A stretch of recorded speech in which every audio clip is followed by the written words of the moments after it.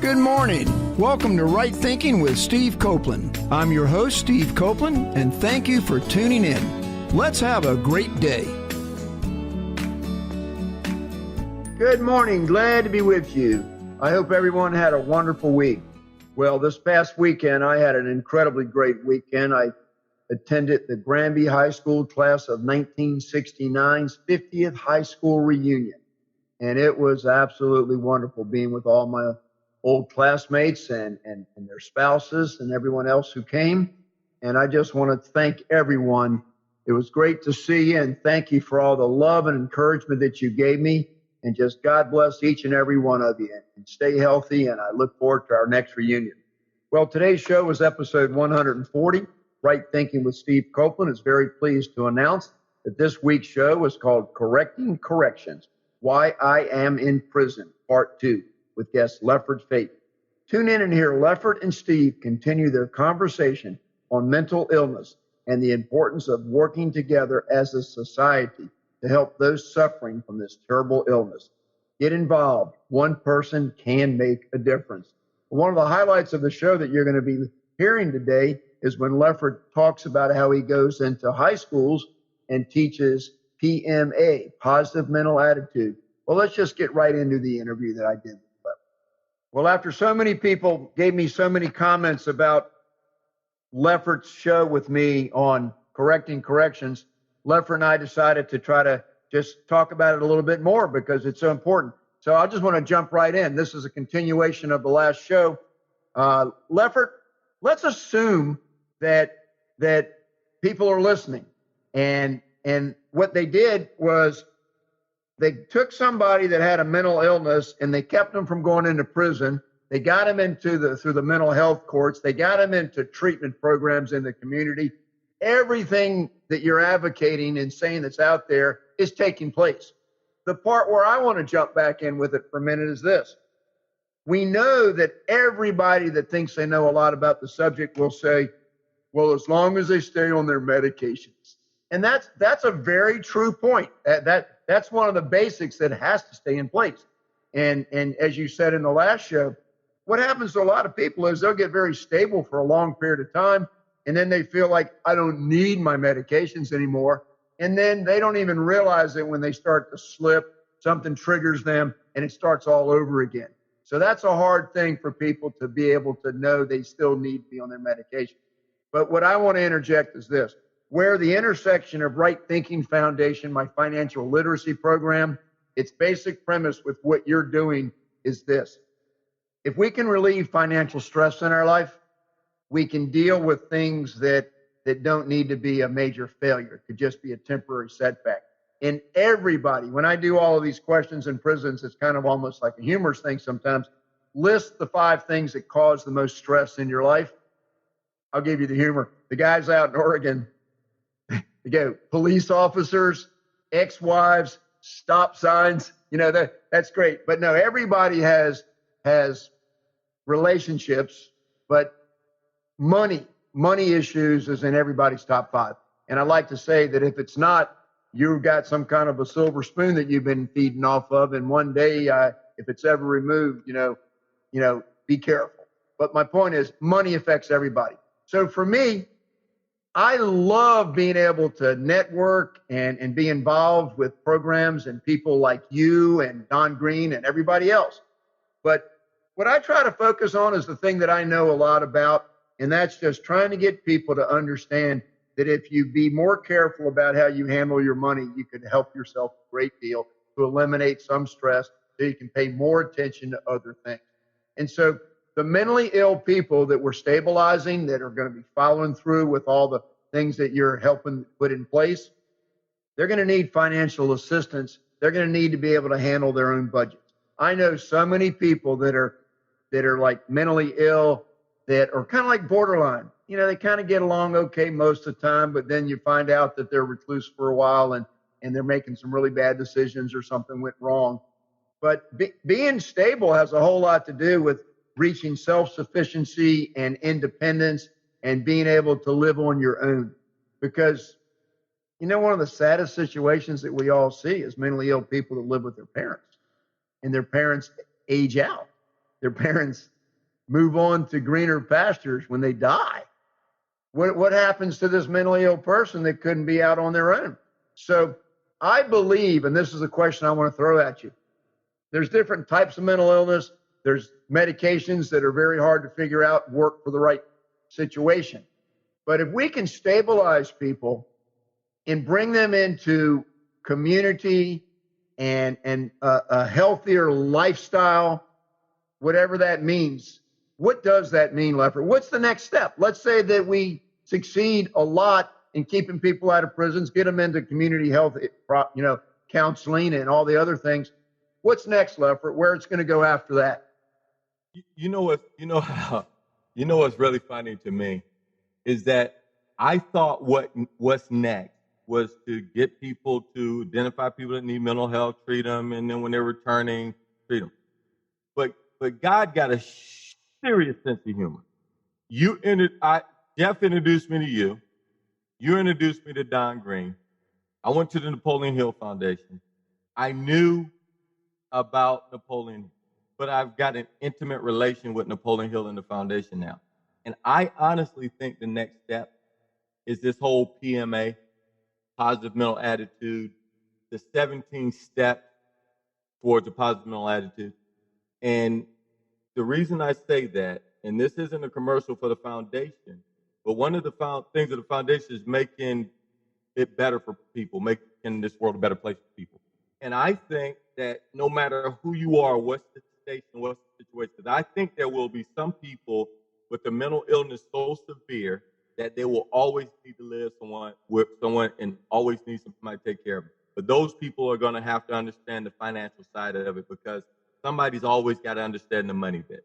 So, definite major purpose, having definiteness of purpose, having a plan, having a mastermind alliance, surrounding themselves with somebody that can have their best interests at hand, working towards a definite major goal. I think that in order for us to be right, we got to get our mind right. And the mind right in everything. I don't think it's just like the mastermind alliance. I'm not a financial guy. That's your thing. I'm a motivational kind of guy, and I got this thing there. We got to get people in the circle that can look at all facets of an issue and say, how can we fix this as a problem? It can't be ones and twos and threes, Steve.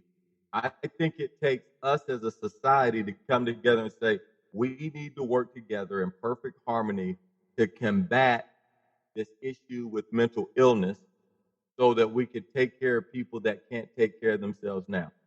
Let's have a conversation about a child that's born with Down syndrome, a severe side of it. We don't have this conversation. We don't say, well, what happens when mom and dad die? What happened? We still got to take care of that person because that person can't properly take care of themselves. So we have to figure that out. And it's not just a one bullet. It's not a silver bullet. It's a clip with a lot of bullets to attack this and this and this and get in front of it. That's kind of how it sits. So I think one of the reasons that I think I was led to the Napoleon Hill Foundation is for me to get myself around some like-minded people and figure out a way or be on the team to figure out a way that we can do these things. There's no mistake that Don Green believes in going into prisons and take care of stuff, and that you introduced me to him and he knows you and what you're trying to do. That's no excuse. Not an excuse. That's not a coincidence. This is a reason that we're placed in this space right now to do this type work, I think. I couldn't agree more. And you said this is not a commercial for Napoleon Hill, but I'll tell you what, I'm 68 years old. I got my first copy of Think and Grow Rich when I was in my early 20s. I've been like over 45 years with Think and Grow Rich. And there's absolutely nothing that can be said negative about people that want to get together to help one another and keep a positive attitude and put practical things in place to help you move forward. And I have a lot of issues with people that they talk the talk, but do they walk the walk, so to speak? But you mentioned one of the best words there. It's having a plan. It's that burning desire and having a plan and moving forward. And the 17 principles of Napoleon Hill, the PMA, there's different versions of how it's presented, but it is so complete. And so I'm glad that you went that direction on this, because it's all about the youth, period. That's one thing I've learned in my years in prisons. About the second year in, when I'm just really trying to find what answers are, I learned that the very best place for us to be able to reduce recidivism is the main word that I'm out there fighting, keeping people out of prison, having a successful life when they get out, is to get to the youth before they ever go in the first place. Bingo. Yeah. And so, Lefford, you were you've got a new program that you're teaching, PMA, positive mental attitude. And let me say this. I think everybody that's an adult has come across the initials PMA, if they're in any kind of a work environment where they teach, how to be positive and do this and that. But positive mental attitude, Napoleon Hill is given credit for developing that and formalizing the concept. That's correct, isn't it? I mean, yeah, he and W. Clement Stone, yes. Yeah, well, he was kind of like us. We took some of the stuff that we get from other people and we try to just move on with it and use it. And we don't need the credit for it. We just want to make sure people learn it. But yeah, W. Clement Stone, and there are some others that go even further back. I've read some of the earlier versions too. But you are doing a program in Sumter, South Carolina that is incredible. Yeah. So you're going into a junior high school, a middle school? High school. I'm going into a bunch of schools, but I just was asked, man, I'm so excited about you. Probably should have brought this up. I'm hugely excited about this because Sumter High School, with almost 1,200 students, I was talking about doing this PMA program, this positive mental attitude, and why I thought it was important. And I was talking to the city manager of Sumter and talking to the president of the Chamber of Commerce, saying that we're going to do this. We start working this stuff out. I was teaching a course yesterday, Friday, and I was teaching Mastermind Alliance and Definiteness of Purpose. And we had a career counselor that heard my talk. And I was telling her, I said, I just got authorized. I'm going to go out there and I'm going to train 1,000 high school students. Well, basically, I said 1,000 students between 15 and 18 on these 17 principles. And I'm excited. I don't have a kid yet, but I'm working it out and all this. And she said, I want you to come to my high school and teach all our high schoolers. They need this. Because she saw and I sent a video out earlier that talks about definiteness of purpose and mastermind. And she sat there and she said, our kids need this. And again, it's not from me, it's through me. And it is so awesome how God do.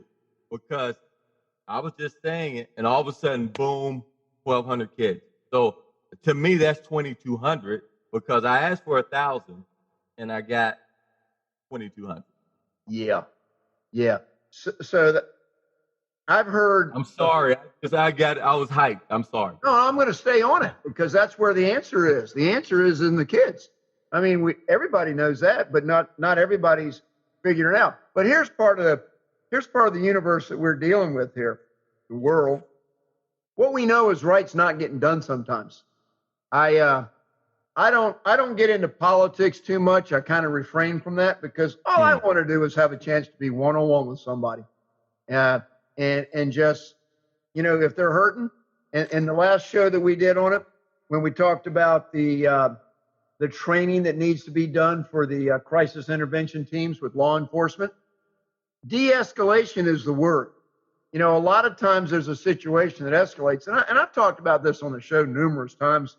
My karate background, where I asked this question. So if there's a person that's really, really a bully and causing trouble and sort of threatening other people, we have to recognize that as irrational behavior. Now, irrational behavior and mental illness kind of go hand in hand. I'll say that. And And so my question is, when I'm trying to like, I'll meet other karate people.